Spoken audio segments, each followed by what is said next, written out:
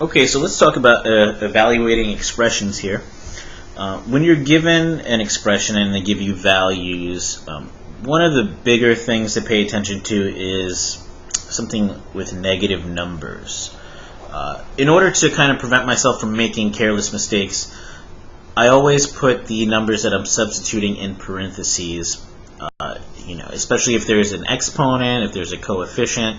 So for this problem right here, this -3 is the big thing to worry about because it's going to go right here, and it does have an exponent of 2, and depending on how you write it, if you were to use a calculator to evaluate it, how you type it will determine what kind of answer you get. One of them will be right and one of them will be wrong.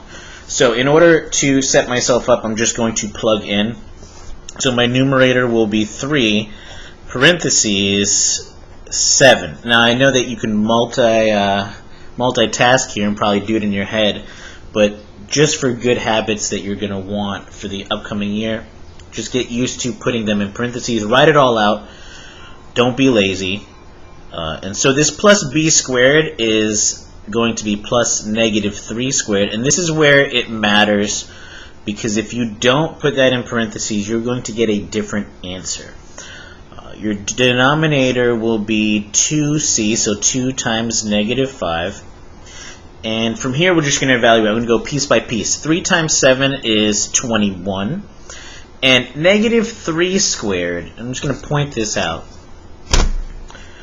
If you were to type this in without your parentheses and type it in as -3 squared, which a lot of people will do, you're going to get -9. But that's wrong. What you need to do is put it in parentheses, because when you type it with parentheses, the calculator understands that it's -3 times -3, which will give you 9. The top version is taking 3 squared, which is 9, and then making it negative at the end. Order of operations there as well. So I'm going to put plus 9 here, which is what you should get. 2 times 5 is -10. Combining like terms, or just simplifying really, is 30 over -10, and that is -3. So moving forward, that's probably the biggest thing to look for is, what about the negative numbers? If you have a negative number, you need to be a little bit more mindful of it. I understand that you know order of operations, but it really comes down to being careful when you set yourself up. Either set yourself up for success or get a little sloppy and make a careless mistake. I'm going to plug in. Now A is 1, B is 2, and C is 3. I'm going to start with the 1/2. I'm going to open parentheses. A is 1. Since these are all positive, I won't use parentheses. If they were negative, I would. So A is 1, plus B is 2, plus C is 3.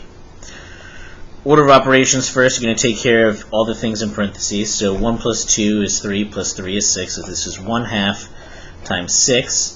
1/2 times 6, or 6 divided by 2, it's the same thing, is going to be 3. Alright, moving forward. Alright, so here we go, number 3. Whenever I see these absolute value bars, I always make them a little darker and a little taller. I over-exaggerate it so that I force myself to recognize what I have here. This is the absolute value. So what I'm going to do right now is I'm just going to write it over. I'm going to plug in my values. Notice I made it a little larger so that I don't confuse it for any other grouping symbol. A is going to be 1. That's positive, so I don't need parentheses. Minus 6 times B, which is 2, which I'm going to write it out, and then I'm going to close it with the absolute value bars. You have to do the math inside first. Don't do any changing of signs. Just do the math like it's just a regular order of operations. I'm going to go piece by piece. So this is 1 minus 6 times 2 is 12. Alright, so 1 minus 12 is going to be -11.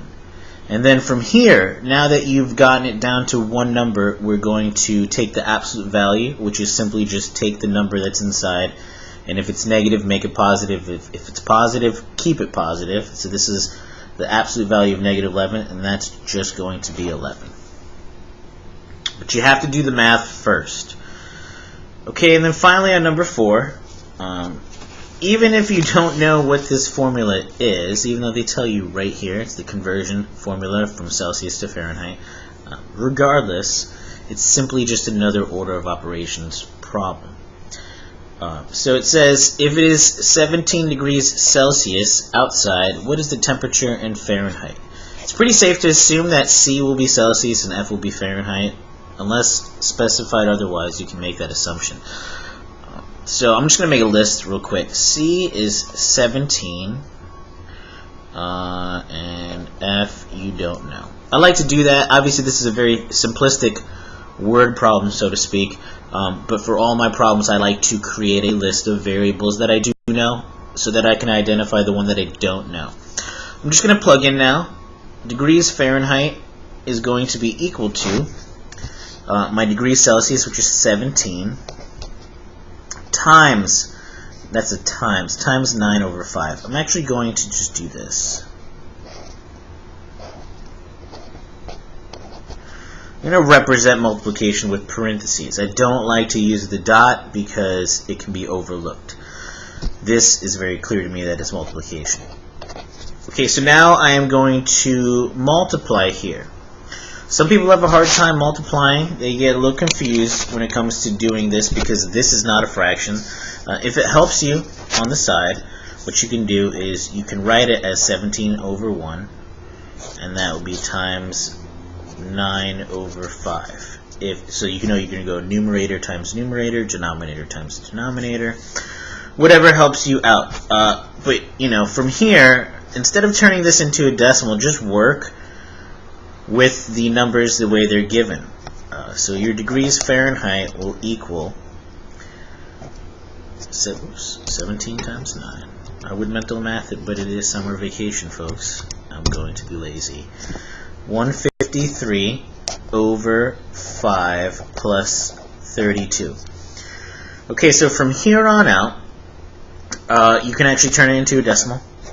I would rather you turn it into a decimal from here versus doing it from here, because every once in a while you get a fraction that has a repeating pattern, or it goes on forever, and then you're going to round this, which is going to cause this number to be a little bit inaccurate, which will cause your final number, to be a little bit inaccurate.